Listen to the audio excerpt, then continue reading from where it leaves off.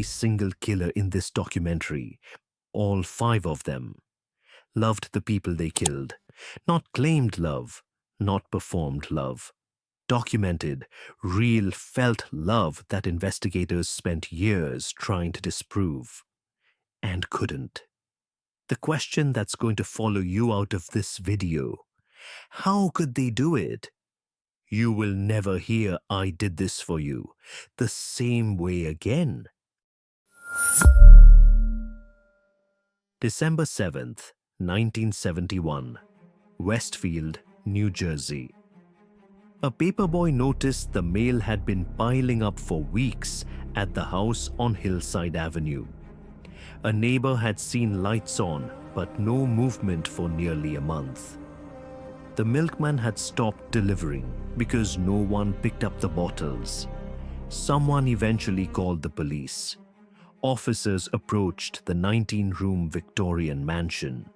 They found the front door locked. They found the heating turned down to near minimum. They found, when they finally got inside, that the house had been prepared, not ransacked. Prepared. 5 sleeping bags on the ballroom floor, 5 bodies. The thermostat turned low, and through every room, through the speaker system built into the walls, organ music, church organ music, still playing. The bodies had been there for 28 days. But here is the first thing that should stop you cold. There was no sign of forced entry. There was no sign of a struggle anywhere in the house. Not the kitchen, not the bedrooms, not the stairwell. No furniture overturned, no broken glass. No evidence that any of the 5 people in that house had any warning at all. Which means one of 2 things. Either someone they completely trusted walked through that door, or the person who killed them lived inside the house. Who lived in that house? His name was John List. He was the husband, the father, the son. He was a Sunday school teacher at Redeemer Lutheran Church in Westfield. He led a Boy Scout troop. He sang tenor in the church choir. His neighbors described him as one of the most organized, responsible, trustworthy men they had ever met. He had killed all 5 of them himself. And then he drove to JFK Airport and disappeared. Now, before I tell you why, I want you to sit with that image for a moment, because the why is the part that matters. The why is the part that connects to the question I asked you at the beginning. And the why, when you hear it, is going to be more disturbing than the crime scene. John List had lost his job. Not recently, months earlier. He had been quietly dismissed from his position at a New Jersey bank and had told no one. Not his wife, not his mother, who lived in a 3rd-floor apartment in the house, not his children. He continued leaving the house every morning at normal time, driving to the train station, sitting in the waiting room for hours, and returning in the evening as though nothing had changed. He had been doing this for months while quietly draining his elderly mother's savings accounts to cover a mortgage he could no longer afford. He could not tell anyone. Telling anyone would have required dismantling the image. The Sunday school teacher, the choir singer, the responsible head of household. That image was not just his reputation, it was his identity. Without it, he did not know what he was. Helen, his wife, was ill with a progressive neurological condition. She was drinking heavily. His teenage daughter Patricia was performing in school plays and attending parties, which John List watched with genuine spiritual alarm, believing she was being led away from God. His sons were growing up in a house that was slowly, quietly, financially collapsing. And in the space between the image and the reality, in the months of sitting in a train station pretending to go to work, John List built a framework, a theological, financial, practical framework, a framework in which killing his family was not murder, it was protection. He was sending them to heaven before poverty and sin could reach them. He was a father doing what fathers are supposed to do, protecting his children from what was coming. He wrote this in careful, organized accountant's prose, 5 pages, addressed to his pastor, left on his desk next to the 5 bodies on sleeping bags. I know that many will only see this as an act of murder, but I see it as an act of love. That is the sentence. That is what he saw it as. On the morning of November 9th, 1971, he shot his wife in the kitchen. He shot his mother upstairs. He waited for his children to come home from school and shot them one by one as they walked through the front door. His youngest son, Frederick, had a soccer game that afternoon. John List drove to the game. He stood on the sideline for 90 minutes. He cheered when Frederick scored. Then he drove him home and shot him 10 times as he walked through the door. 10 times. Then he turned on the organ music, cut himself out of every family photograph in the house with scissors, locked the front door, and drove to the airport. He was free for 18 years. He became Bob Clark, a quiet, responsible, church-attending accountant in Virginia. He got married again. He introduced himself to neighbors with a firm handshake. He attended Sunday services. In 1987, investigators commissioned a forensic sculptor named Frank Bender to build a clay bust showing what John List would look like at 62, accounting for 18 years of aging. The bust was broadcast on America's Most Wanted in May 1989. 11 days later, a woman in Midlothian, Virginia, called the tip line. She had been watching the program with her neighbor. Her neighbor was Bob Clark. She looked at the clay face on the television and at the man sitting next to her. They were the same person. He was convicted on 5 counts of first-degree murder. He died in prison at age 82. In every interview he gave, in every statement he made, he said the same thing. He believed his family was in heaven. He believed he would join them when he died. He believed, unto the last breath of his life, that he had been a good father who had made a hard decision. He never stopped believing it. Now, here is the question I want you to hold as we move to the next case. John List loved his family. The evidence for that is not nothing. The church, the Boy Scouts, the choir, the 20 years of showing up.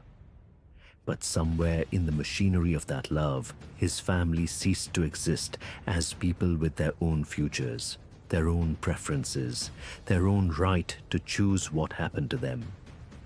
They became objects in his framework, pieces of his problem, and the love, the genuine, documented, real love, did not protect them. It consumed them. Is that still love, or is it something else wearing love's clothing? Keep that question, because the woman in the next case is going to force you to ask it again from a completely different angle. John List disappeared for 18 years because he prepared his disappearance with the same methodical patience he applied to everything else. He was never a man who acted without thinking. Every step, the organ music, the photographs, the cancelled deliveries, the 5-page letter, was calculated, managed, organized. The woman in the next case was also organized, also calculated, also managed her performance with a consistency that investigators found more disturbing than the crime itself. The difference is that John List disappeared. She stayed. She flagged down the passing cars. She walked into the emergency room. She looked the doctors in the eye. She had just shot 3 of her children, and she was crying. Oregon, 1983, a rural road. A woman on the roadside, arm outstretched, waving for help. And a stranger with a bushy mustache who investigators would spend months trying to find because the woman described him so specifically and so consistently. He does not exist. He never existed. But she described him so well that for a moment, just a moment, I want you to consider, what if you had been the one who stopped the car that night? May 19th, 1983. A woman runs a car to the roadside on Old Mohawk Road in Springfield, Oregon. She is crying. She is waving her arms at passing headlights. A car stops. In the back seat, 3 children. 2 of them have been shot. 1 of them is already dying. The woman tells the people who stopped. A stranger stepped out of the darkness. He demanded the car. She refused. He shot through the window. She drove away as fast as she could. She is taken to Mackenzie Willamette Hospital. She tells the story again. To the admitting nurse, to the triage team, to the attending physician. She cries. She uses the word stranger repeatedly. She gives a description: long hair, a bushy mustache, dark clothing. She is consistent. She is specific. Dr. John Mackey was the attending physician that night. He treated the children. He spent several hours interacting with the woman who brought them in.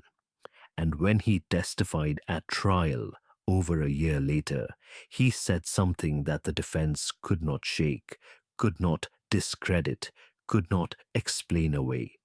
He said, "She didn't seem like a grieving mother. She seemed like someone performing grief." Now I want to ask you something, and I want you to be honest with yourself. If you had been Dr. Mackey that night, if you had never heard of this case before, if no one had told you to be suspicious, would you have noticed? Would you have seen the performance underneath the tears? Most people say no. That is the honest answer. And the reason most people say no is the same reason Diane Downs was not immediately suspected. We are not built to look at a crying mother in an emergency room and think, something is wrong here. The very context, hospital, children shot, a mother in distress, is designed by every social instinct we have to produce sympathy, not suspicion. She knew that. She had counted on it. Her name was Diane Downs. She was 30 years old. She had 3 children from a marriage that had ended. Christy 8, Cheryl 7, Danny 3. She worked as a mail carrier. She was outgoing, vivid, the kind of person who fills up a room.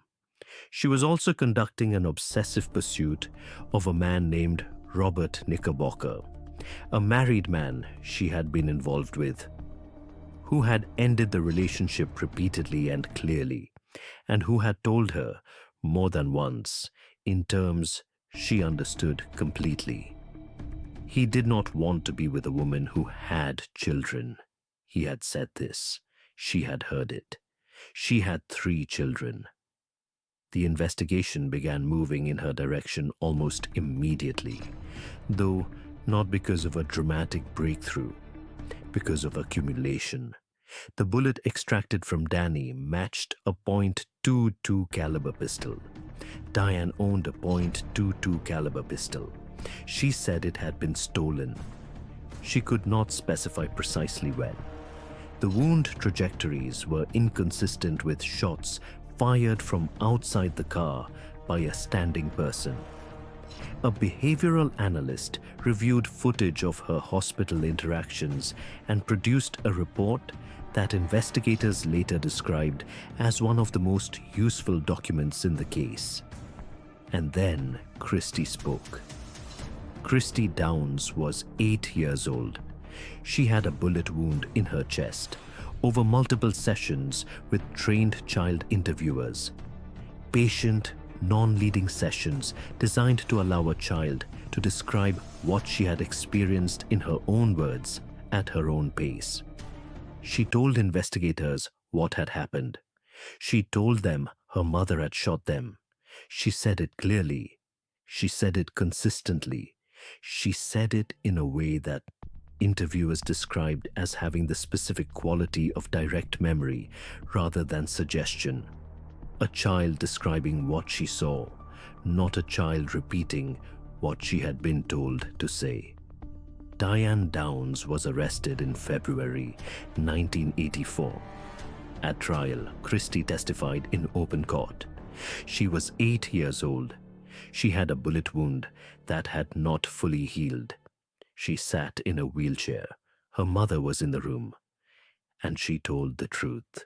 I want to pause here and say directly, that is one of the most extraordinary acts of moral courage in any case in this entire video. 8 years old, wheelchair, mother present, and she told the truth anyway. Whatever you think about the legal system, whatever you think about how this case was handled, Christy Downs told the truth when the cost of telling it was enormous. And that is not a small thing. Diane Downs was convicted of murder, attempted murder, and assault in June 1984. Life plus 50 years. In 1987, she escaped from prison, was recaptured 11 days later, writing a letter to a man she had met through prison correspondence. She has been denied parole every time she has appeared before the board, most recently in 2025. At every hearing, she presents the same position she has held for 40 years. She did not shoot her children. The stranger with the bushy mustache did it. He has never been found because he was never there. Now, here is what connects Diane Downs to John List and to everyone who comes after her in this video. John List killed his family and called it an act of love. Diane Downs shot her children and called it the work of a stranger. Different framings, different performances. But look at what is identical in both cases. In neither framework do the victims appear as the point. Helen and Patricia and Frederick List exist in John's letter as objects of his mercy. Christy and Cheryl and Danny Downs exist in Diane's story as bystanders to a crime committed against her. In both cases, the people who are most damaged by what happened are the least central to the perpetrator's account of it. That pattern is going to repeat 3 more times, and the next one, the next case, begins not with a body. It begins with a man on a front lawn, in a work shirt, with dry eyes, talking to a camera. And if you watch closely enough, you will see it in the first 30 seconds. Diane Downs performed grief for an emergency room full of medical professionals and nearly got away with it. The performance lasted long enough. It was good enough. That the investigation spent months building the case rather than simply arresting her on the night of May 19th. The man in the next case performed for a camera on his front lawn the morning after, not weeks after, not days after. The morning after he killed his pregnant wife and 2 daughters, he stood in front of local television reporters in Frederick, Colorado, and he talked about wanting his family to come home. I want you to do something before I tell you his name. I want you to imagine that you are watching the footage for the first time. That you do not know this case, you have never heard of these people, and someone has shown you 30 seconds of a worried husband speaking to a news camera outside his house because his wife and daughters are missing. Watch him. What do you see? Most people, on first viewing, see a worried husband. That is the honest answer. And the reason that is the honest answer is the same reason Dr. Mackey's testimony about Diane Downs was so valuable. We are not built to look at that specific kind of performance and see through it in real time. The performance is calibrated to our expectations. It gives us exactly what we expect a worried husband to look like. And we accept it. Behavioral analysts don't accept it.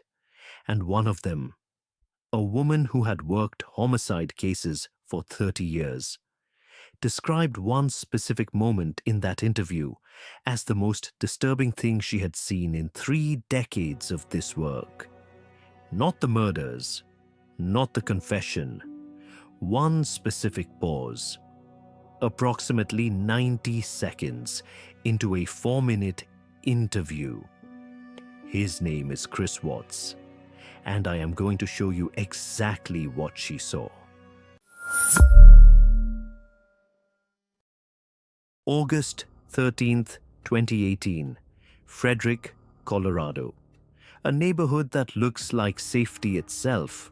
Sprinklers running, flags on porches, the visual language of ordinary American Tuesday morning. Nicole Atkinson arrived at her friend's house at approximately 9 a.m. to drive her to a doctor's appointment. The car was in the driveway. The front door was unlocked. Inside, a phone, a wallet, a purse. The kind of objects a person does not leave behind when they go somewhere voluntarily. Nicole called police. The responding officers found a house that looked entirely normal. No sign of forced entry, no sign of a struggle, nothing broken, nothing overturned, nothing to suggest that what had happened here was anything other than a family that had simply left. With no phone, no wallet, no keys. The husband was at work when police called him. He came home quickly. He was cooperative. He agreed to speak with investigators. He agreed to speak with television cameras. He stood on the front lawn in his work shirt, and he answered questions. Watch him.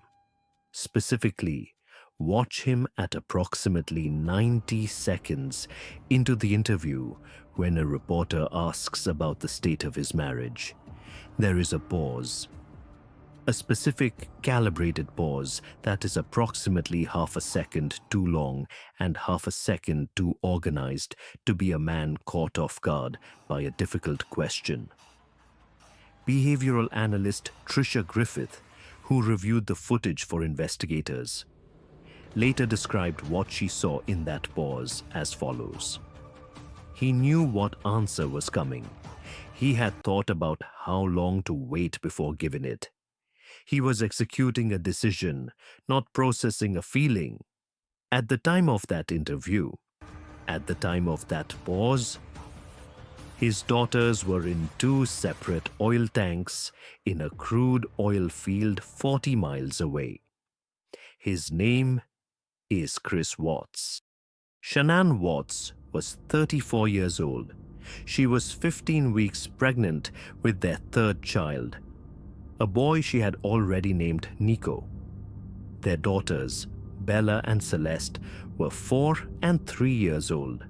Shanann had been in Arizona for 5 weeks on a business trip. She had texted her friend Nicole from the airport at 2 a.m. Tired, she said, but glad to be coming home. She had a doctor's appointment scheduled for later that week. She let herself in at approximately 2:30 in the morning. She was dead before sunrise.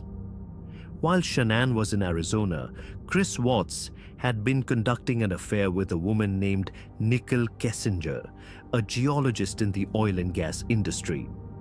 He had been telling Kessinger that his marriage was ending, that he and Shanann had agreed to separate, that he was ready for a new life.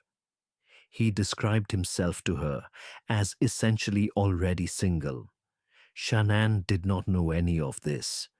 She came home to a marriage she believed was in difficulty but fixable, to a pregnancy she was excited about.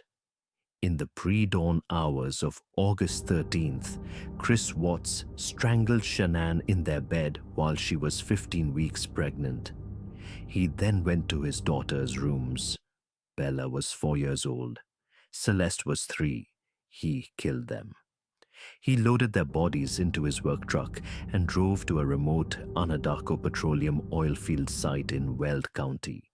He buried Shanann in a shallow grave near a well. He placed Bella's body in one crude oil storage tank. He placed Celeste's body in a separate tank. Then he drove back to Frederick. He went to work. He stood on the front lawn with the clear eyes and the blue work shirt and the calibrated paws. When investigators eventually told him they had information suggesting he might know more than he had said, and offered him the narrative that perhaps Shanann had done something to the girls, he took the opening immediately. He said he had seen Shanann with her hands around Celeste's throat.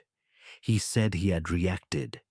He constructed, within hours of the murders, a story in which he was a father responding to his wife's violence, rather than the man who had put his daughters in separate oil tanks.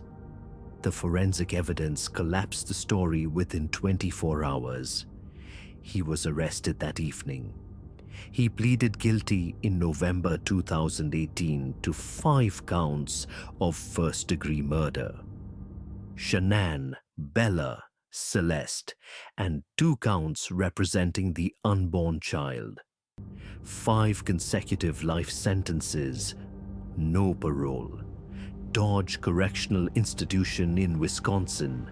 In the Sermon on the Porch interview, a voluntary session he gave investigators in November 2018 after his guilty plea, he described the morning in detail.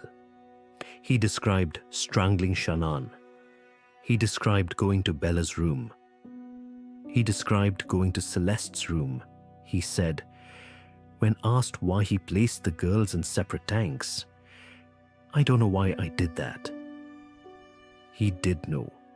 The degree of deliberateness involved in selecting separate tanks for 2 small children is not consistent with a man who does not know what he is doing. It is consistent with a man who is managing a situation, organizing a scene, doing what needs to be done with the same efficiency he brought to every other logistical task in his life.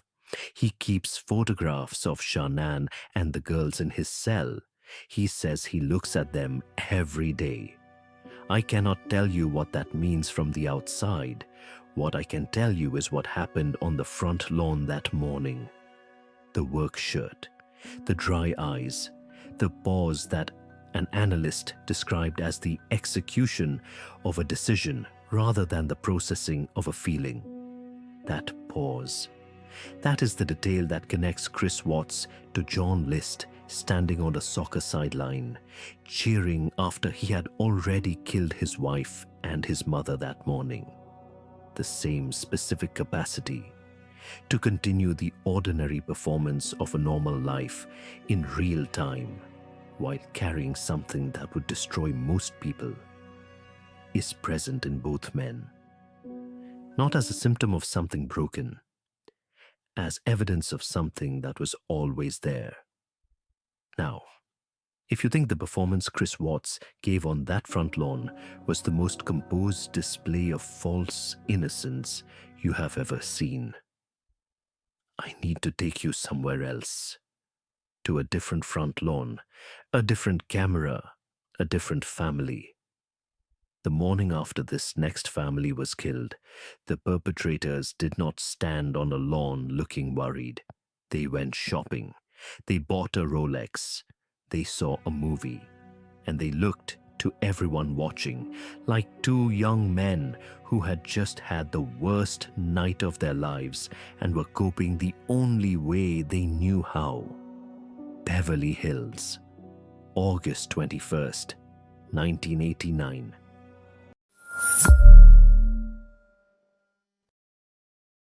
August 21st, 1989, Beverly Hills. The morning after Jose and Kitty Menendez were shot to death in the den of their North Elm Drive mansion, their sons Lyle, 21, and Eric, 18, went to a toy store. Lyle bought a Rolex watch. Eric spent several $1,000s on tennis equipment, specifically hiring a full-time professional coach because he had decided he was going to pursue a professional career. That evening, both brothers went to a movie theater in Beverly Hills. They saw Batman. Now, before I tell you anything else, I want to ask you the same question the prosecution asked the jury. What does that behavior mean? Take a moment.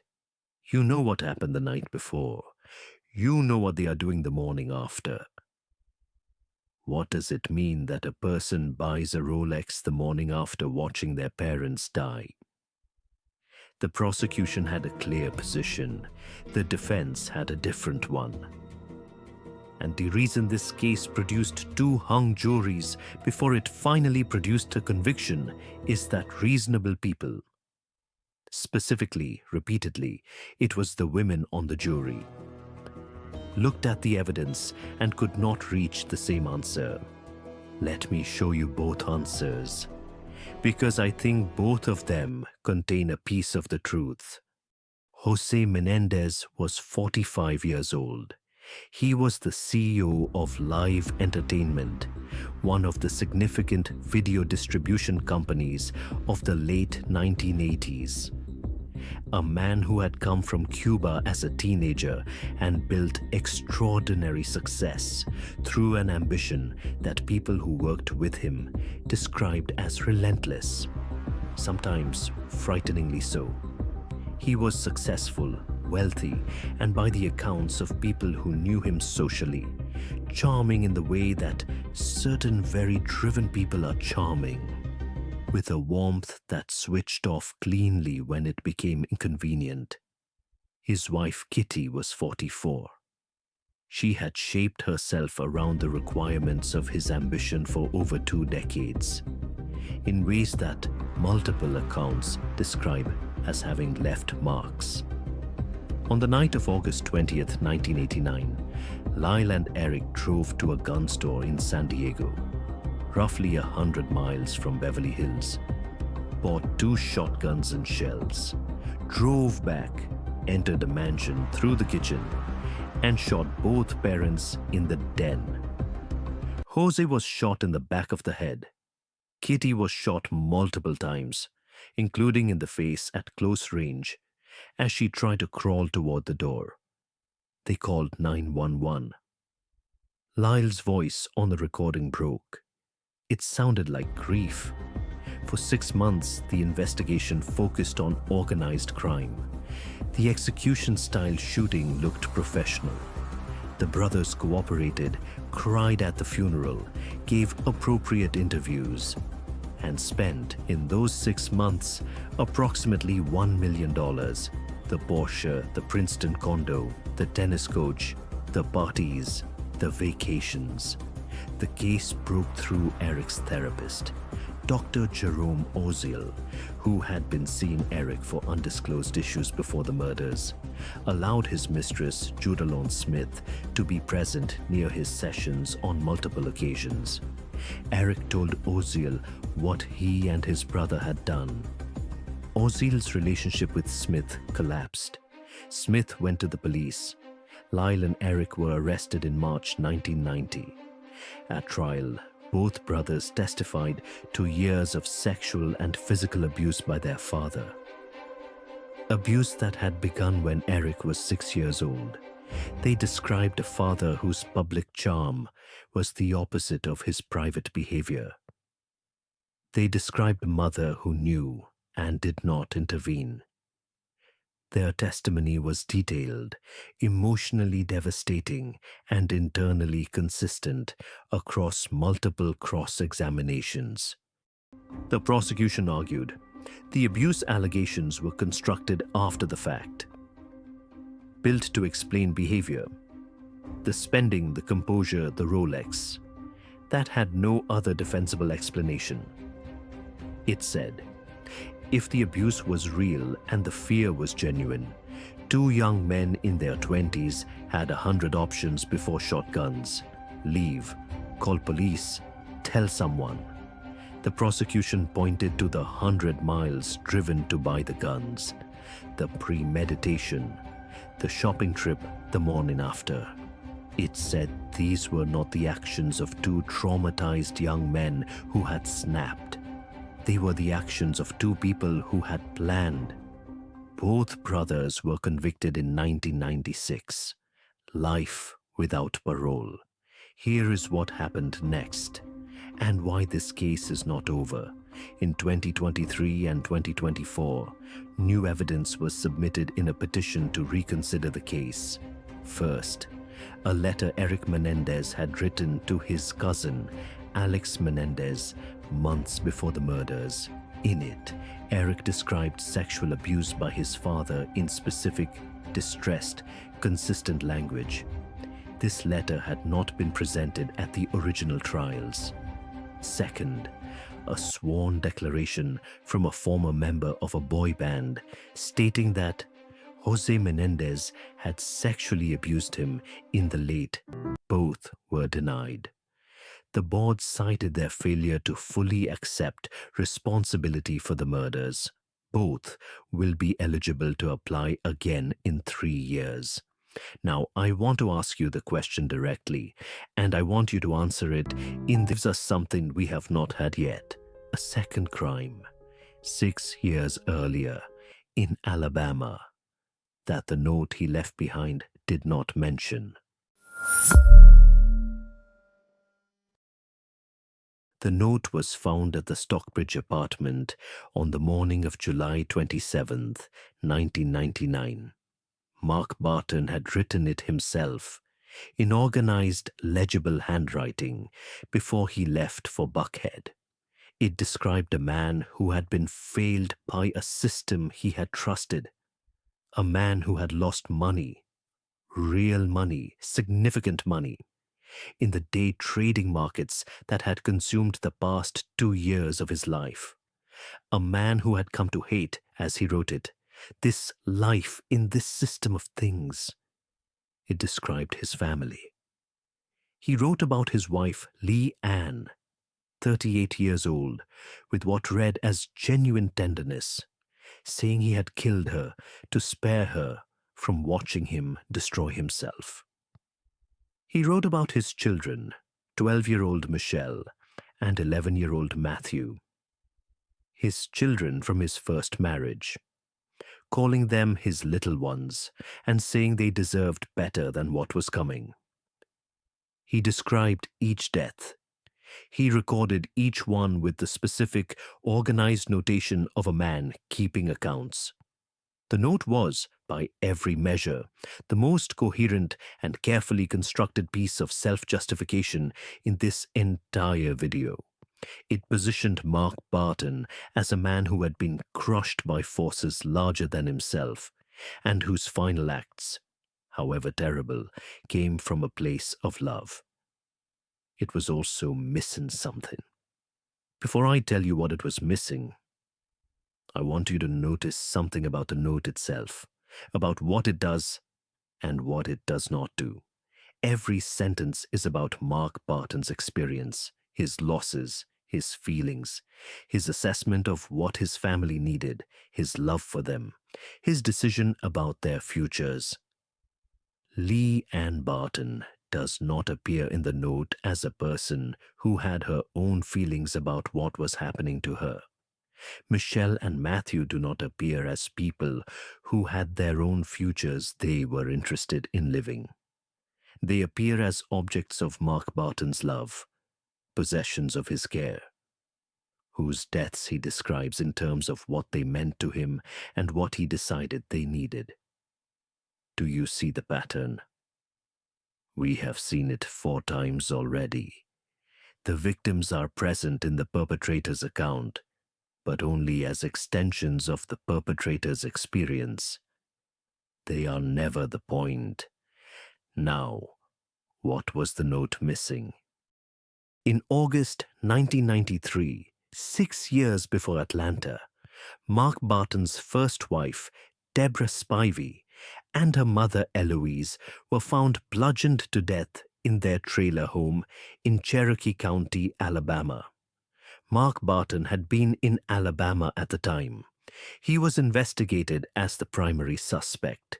The investigation produced insufficient evidence to charge him. He was released. He collected on Deborah's life insurance policy, approximately $600,000. He moved to Atlanta. He met and married Lee Ann. He became a day trader. After the 1999 shootings, investigators reopened the Alabama case. The method was consistent: bludgeoning, close range, domestic setting. The victim profile was consistent: immediate family members in a location where Barton was present and trusted. The financial outcome was consistent and significant. The working theory, which was never tested in court because the suspect drove to a gas station in Ackworth and shot himself, was that Mark Barton had killed his first wife and her mother in 1993 for the insurance money, had spent 6 years building a second family, and had decided, when that family also became an obstacle, to do it again. His note did not mention any of this. His note described a man at the end of his rope, a man failed by the markets, a man whose love for his family was so great that he spared them his failure. The 1993 killings, if the theory is correct, would have transformed that narrative entirely. They would have made Mark Barton not a man at the end of his rope, but a man who had already, once before, identified a problem in his immediate family and solved it the same way, with the same instrument, and then moved on. The note was not incomplete by accident. It was incomplete by design. Even in the final document of his life, Mark Barton was managing his presentation, controlling the narrative, giving the world a version of himself that positioned him as the one to whom things happened, not the one who chose what happened to others. He went to Momentum Securities at approximately 3 p.m. on July 27th. He had 2 semi-automatic handguns. He moved through the office methodically. He shot people at their desks, people trying to reach the door, people already on the ground. He crossed the street to Alltech Investment Group and did the same. 13 people shot, 9 dead. Then he drove north. He called his ex-wife's family from outside their house and sat there for a while. He drove to Ackworth. When police found him at the gas station, he shot himself before they reached the car. He was 44 years old. He had a master's degree. He was, by every professional account, from everyone who had known him in his various lives, intelligent, organized, and capable of great charm. At 3 dead in Alabama in 1993 that the world barely noticed. 3 dead in Stockbridge in 1999 that a note described as mercy. 9 dead in Buckhead in 1999 that the same note positioned as the collateral damage of a systems failure. 15 people across 6 years across 2 families and 2 offices, and at no point in any of it. Not the Alabama bludgeoning, not the hammer, not the shooting. Did Mark Barton's account of his own actions include the central fact that he was the one who chose them? That is the thread. That is the thing connecting all 5 people in this video. Not the violence, not the specific methods, not the demographics of the victims. The thread is this. In every single case, the person who committed the violence constructed an account of their actions in which they were not fully the agent. John List was executing God's protective plan. Diane Downs was the victim of a stranger. Chris Watts was not thinking clearly. The Menendez brothers were defending themselves. Mark Barton was a man destroyed by forces larger than himself. None of the people who were killed appear in those accounts as people who had independent value, who had futures they were interested in living, preferences they wanted to act on, lives that existed separately from the person who ended them. In every account, they are context for someone else's story. That is what makes these cases disturbing in a way that ordinary violence is not. And that, finally, is the answer to the question I asked you at the beginning. At the beginning of this video, I asked you a question: whether real love, genuine, documented, felt love, can become the weapon that kills the person it is directed at, or whether these 5 cases suggest that most of us are walking around with the same capacity, waiting for a trigger we haven't found yet. Here is my answer, and then I want yours. Real love. Love as a relationship between 2 people who both exist as full, independent, irreplaceable human beings, cannot do what these 5 people did. Because real love, by definition, holds the other person's existence, their preferences, their futures as the point. Real love does not produce a framework in which someone else's death is a solution to your problem. It cannot. The calculation doesn't work. The other person's continued existence is non-negotiable in real love. Their death is not an option. What these 5 people had was something that felt like love.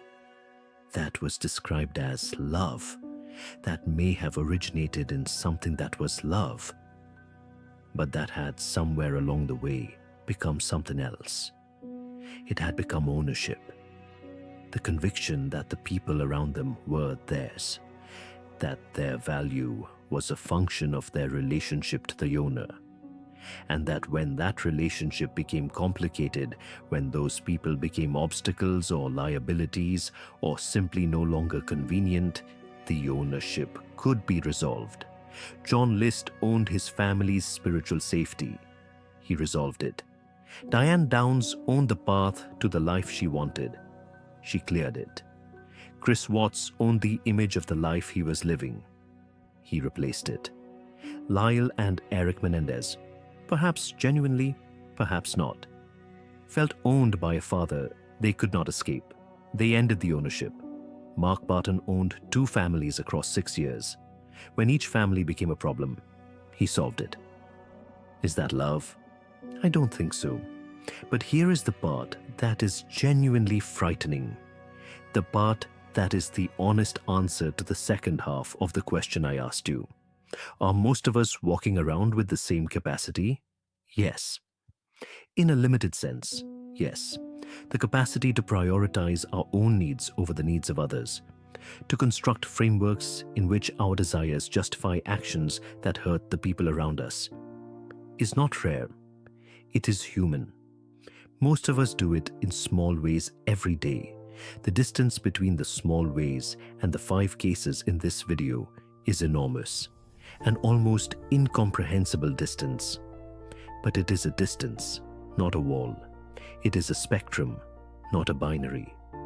What protects most people from crossing that distance is not the absence of the capacity.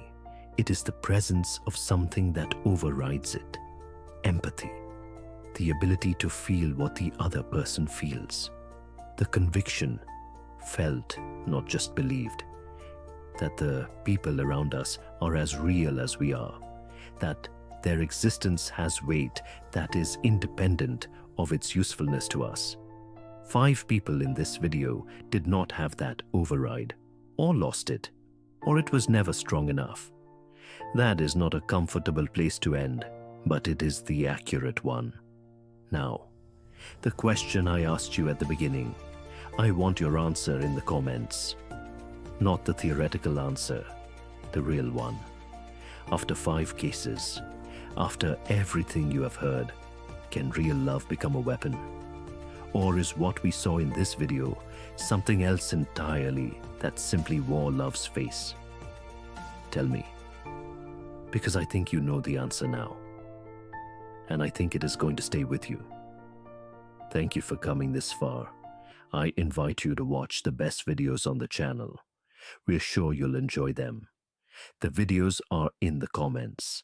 And don't forget to subscribe to the channel and support us with a like, comment, and share. Thank you.